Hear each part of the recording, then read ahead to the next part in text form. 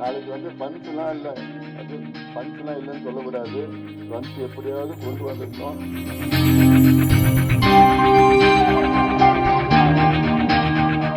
Not only in Chennai, in other periphery of Tamil Nadu.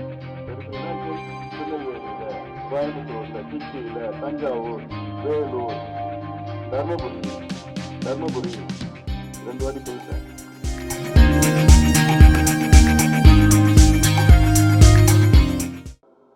இங்க வந்த அப்புறம் தெரியுது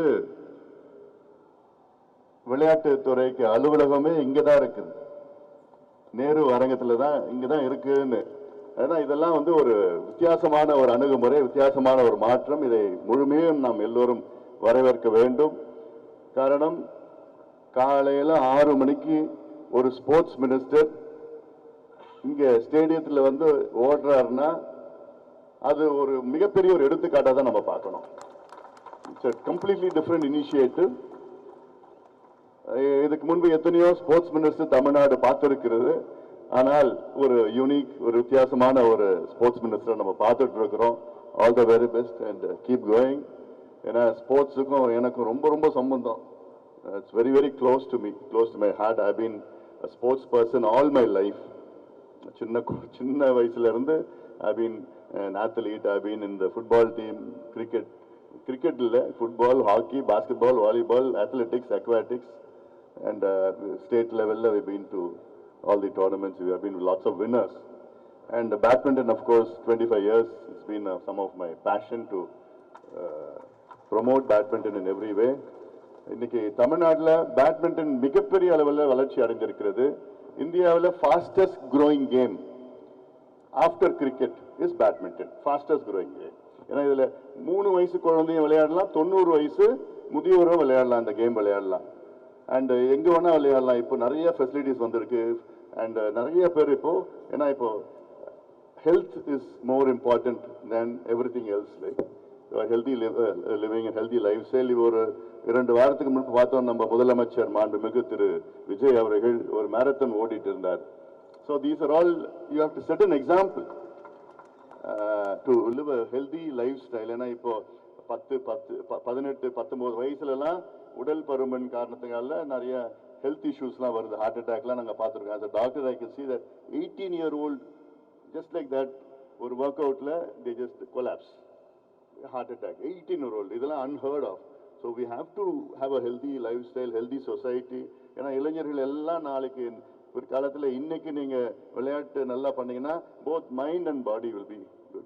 And plus நம்முடைய விளையாட்டுத்துறை அமைச்சர் அவர்கள் தொடர்ந்து சொல்வது, இப்போ இருக்கிற அந்த போதைப் பொருட்கள், இந்த தீய பழக்கங்கள், இதில் விளையாட்டில் நீங்கள் முக்கியத்துவம் கொடுத்தீங்கன்னா அதில் யாரும் போக மாட்டாங்க. ஸோ அந்த வகையில் இந்த விளையாட்டுக்கு இன்னும் முக்கியத்துவம் கொடுக்கணும். கடந்த காலத்தில் யார் யாரோ பார்த்தோம், ஏதோ வருவாங்க போனாங்க விளையாட்டுன்னு பண்ணுவாங்க. ஆனால் உணர்வுபூர்வமாக விளையாட்டுத்துறைக்கு ஒரு மாற்றத்தை கொண்டு வந்து all across, it's not only about just badminton, it's not only about cricket. ஏன்னா இந்தியாவில் கிரிக்கெட் தான், கிரிக்கெட் தவிர எதுவுமே கிடையாதுன்னு நம்ம கண்ணோட்டத்தில் வச்சிருக்கிறோம். But there are so many games where we have shined, we have lots of good athletes who are doing wonderful well. அமைச்சரை கூட்டு வந்தால் ஒரு கோரிக்கை இல்லாமல் நாங்கள் அமைச்சரை விட மாட்டோம். எங்களுடைய கோரிக்கை, தமிழ்நாடு பேட்மிண்டன் அசோசியேஷன்ல எங்களுக்கு ஒரு அகாடமி வேணும். இப்போ ஹைதராபாத்ல வந்து கோபிச்சந்த் அகாடமி இருக்கு, பெங்களூர்ல வந்து நம்மளுடைய பிரகாஷ் பதுகோன் அகாடமி இருக்கு, அசாம்ல வந்து ஹிமந்த பிஸ்வ சர்மா அவர் தான் பிரசிடென்ட், அவர் அசாம் சீஃப் மினிஸ்டர். அங்க வந்து ஒரு மிகப்பெரிய ஒரு அகாடமி புதுசா பண்ணியிருக்கிறாங்க, நிறைய பிளேயர்ஸ் அங்க இருக்கிறாங்க. அந்த லெவல்ல எங்களுக்கு சென்னையில ஒரு அகாடமி எங்களுக்கு வேணும்.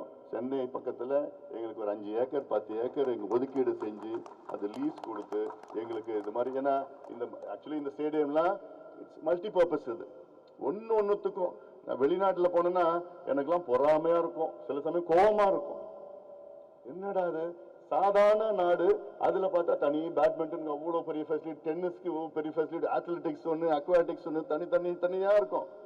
நம்ம வீட்டில் இல்லை, ஒன்றுத்துக்கு அவ்வளோ கோபமாக இருக்கும். அதுக்கெல்லாம் நிச்சயமாக we have a very dynamic sports minister. நிச்சயமாக இதெல்லாம் அவர் எடுத்து பண்ணுவார். நாளைக்கு வந்து ஃபண்ட்ஸ்லாம் இல்லை அர்ஜுன், ஃபண்ட்ஸ்லாம் இல்லைன்னு சொல்லக்கூடாது. ஃபண்ட்ஸ் எப்படியாவது கொண்டு வந்துடணும்.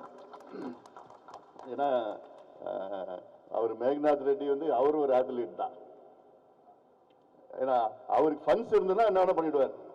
இதுக்கு முன்னாடி அவருக்கு ஃபண்ட்ஸ் கிடைக்கல, அதான் பிரச்சனை. And we have all Indian Olympic association.